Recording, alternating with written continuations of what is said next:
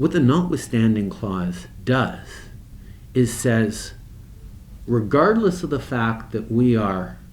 attacking your fundamental rights or limiting your fundamental rights, and the Charter says that's wrong, we're still going to go ahead and do with it. It's basically a loophole that allows a majority to override fundamental rights of a minority. And that's why I agree with my father that it is not a great thing to have in a Charter of Rights and Freedoms. But the political calculation he had to make, and he certainly didn't talk to me about it at the time, so I have no greater insight than your average professor of history and politics, is that it was better to have a charter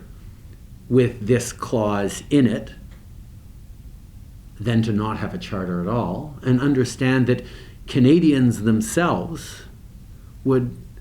enforce a high political cost on anyone who said, well, no, this bill that contravenes people's fundamental rights is worth invoking the notwithstanding clause and suspending the application of the Charter. Unfortunately, many years later, that political cost hadn't appeared or materialized in the way that perhaps my father would have hoped. And we now get to reflect on whether or not there can even be preemptive use of the notwithstanding clause. At the same time, however, I will point out that the Charter of Rights and Freedoms is seen more favorably in Quebec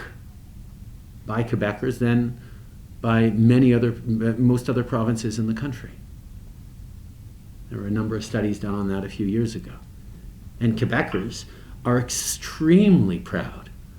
of being in favor of gender equality, in favor of the freedom of expression, in favor of freedom of conscience,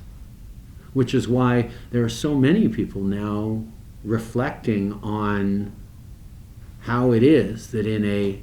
society that values its freedom and its respect for fundamental rights, you can have a young woman lose her job as a teacher because she was a Muslim.